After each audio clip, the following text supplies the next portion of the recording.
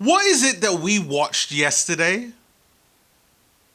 I mean, can you believe what Mikel Arteta has done?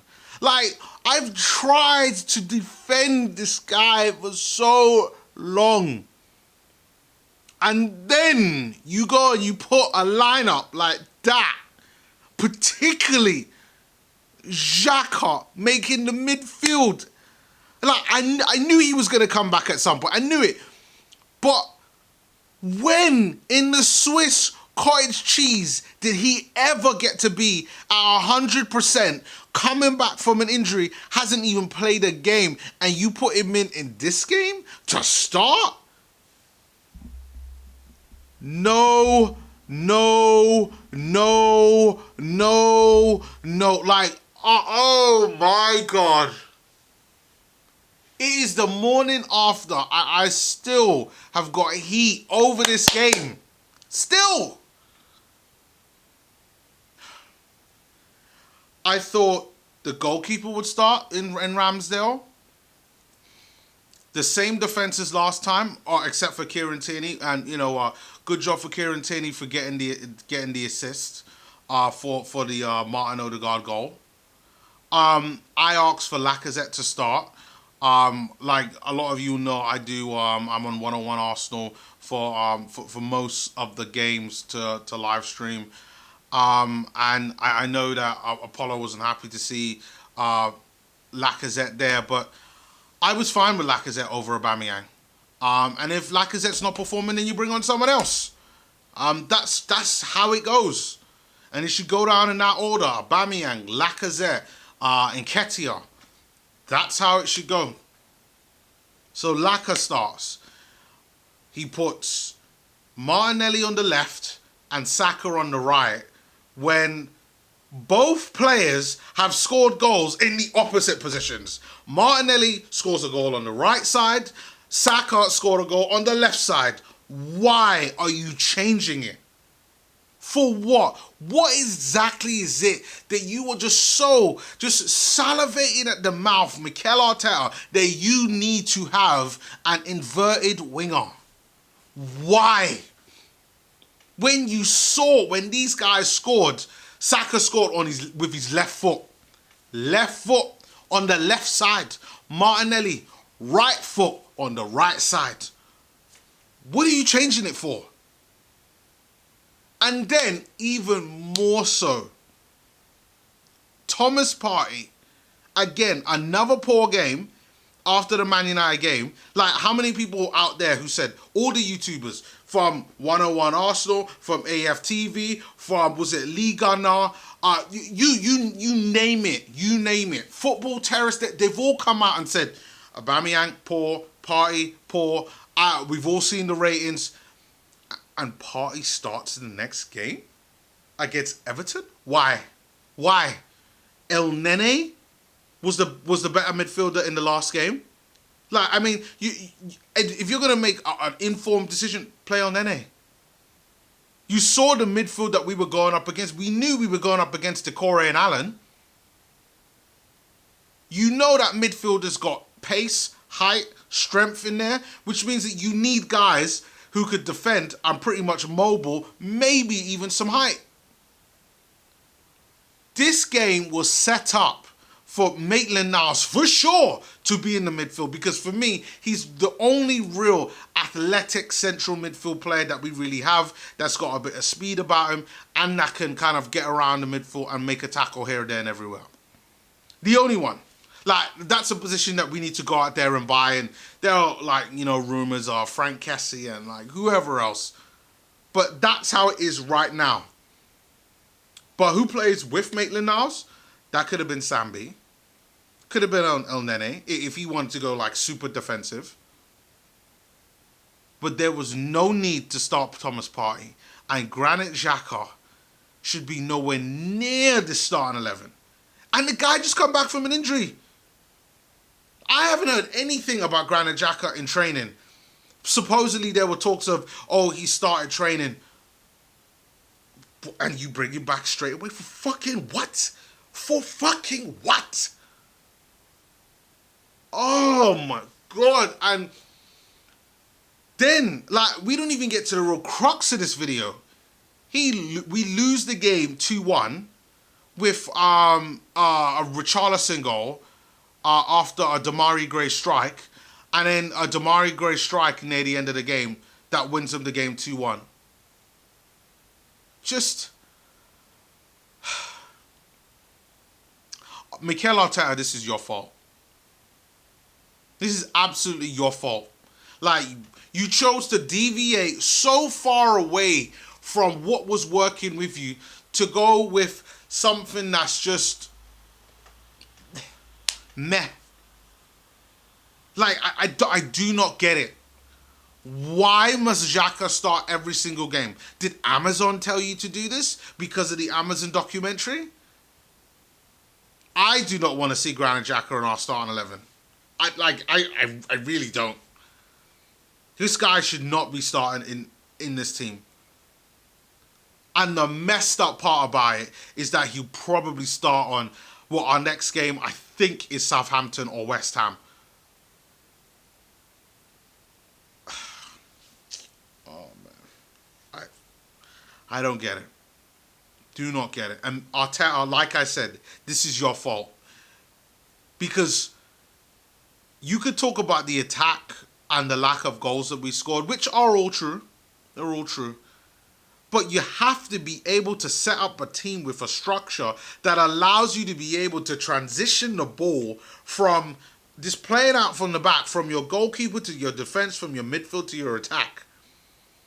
There was no transition between the defense and the midfield to the attack, because the midfield were the same crap from last season. Every time the midfield got the ball, they pressed. And Everton learnt this within the first 10 to 15 minutes. After a while, they realised, you know what? Partey can't run. Xhaka can't run. They need lots of time on the ball. Whenever they're getting the ball, they're passing it back because they don't want to get caught out in possession. The whole structure of this team was wrong. Wrong. And the midfield was the biggest problem out of all of it. All of it. Cannot stress that enough. We did, like, I was on one-on-one yesterday, and Tony talked about some of the amount of touches that some of our players were getting. That mainly our defenders are touching the ball more than our attackers. Well, there's a reason for that, because they were staffed from service, because you don't have a proper midfield to be able to help with the transition to getting the ball to them. You know why? Because once the midfield gets the ball, they get pressed, and instead of trying to drive forward to do something with it, they pass it back to be safe. Just like, yeah, pass it back. And that kept happening every single damn game.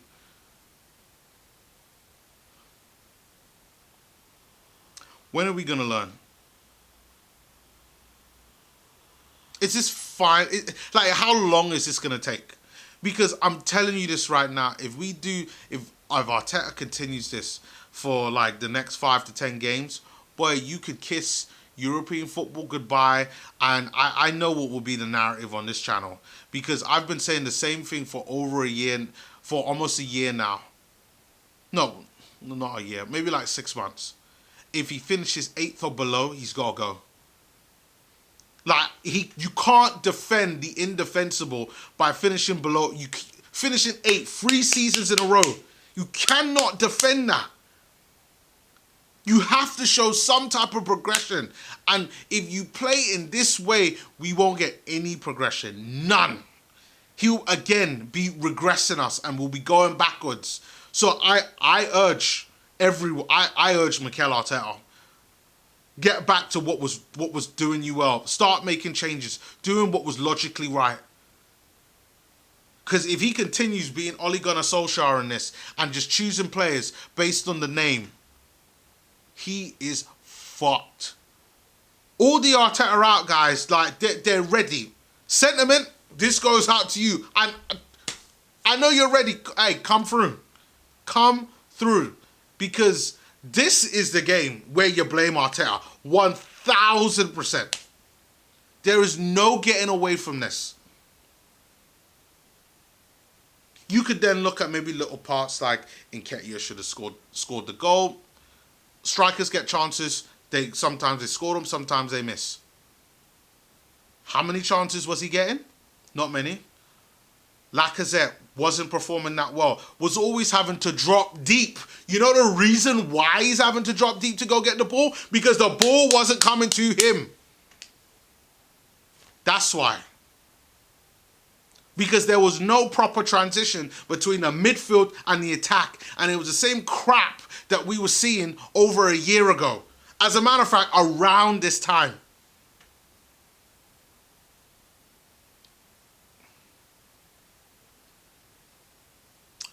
What is it going to take?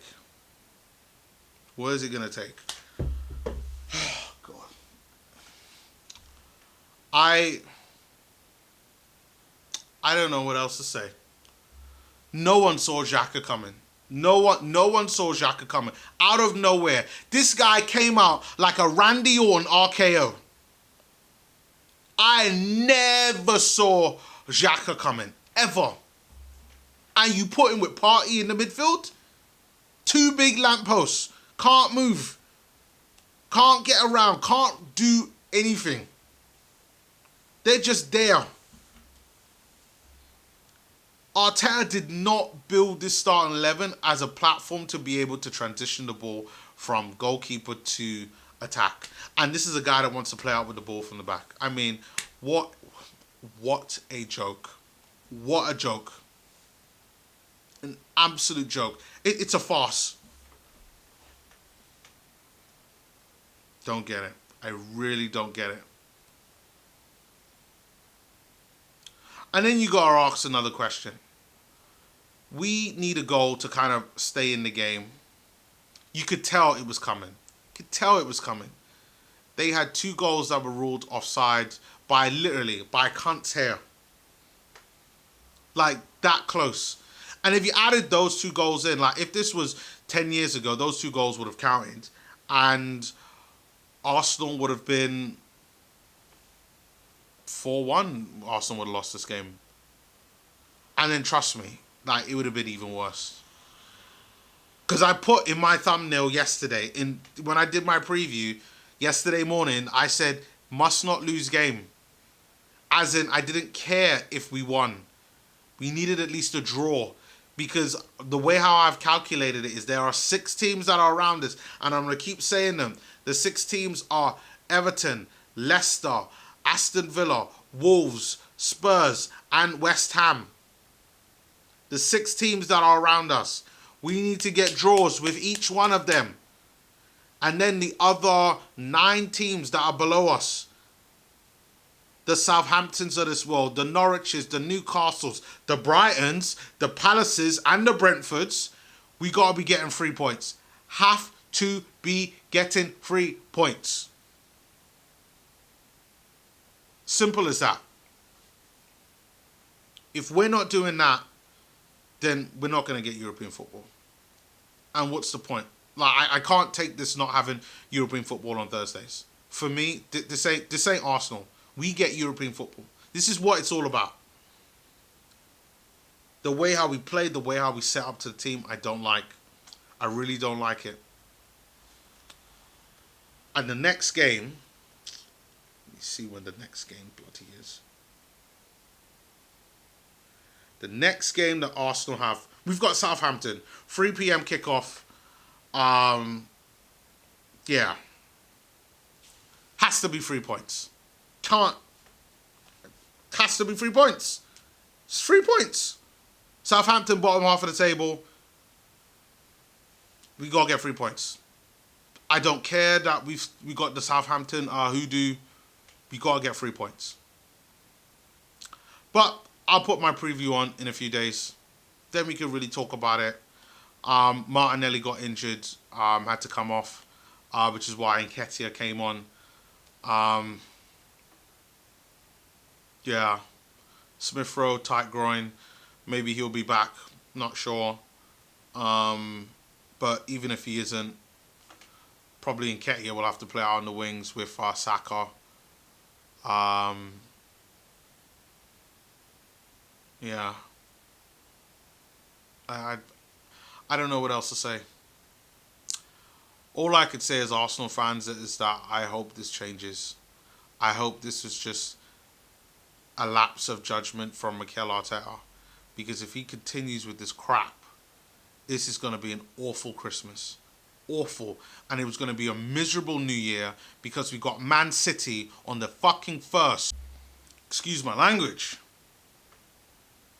Man City on the first. We got to get it right. Got to get it right. So, I will say, let's put this one behind us. In a few weeks, or a couple of weeks, we got West Ham and then we got Wolves. In one of those games, we got to get a win. And the other, we got to get a draw. They must not lose games. God. And I just hope that Mikel Arteta is watching and learning.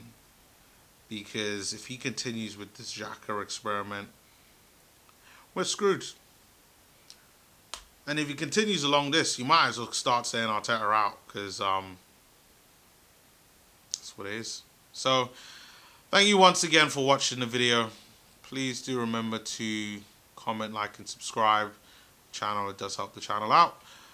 And I will see you all on my next video, which will probably be tomorrow. There's some transfer news coming through. Hopefully some transfers happen, because I do think that Arsenal need it. Yeah, we need help right now.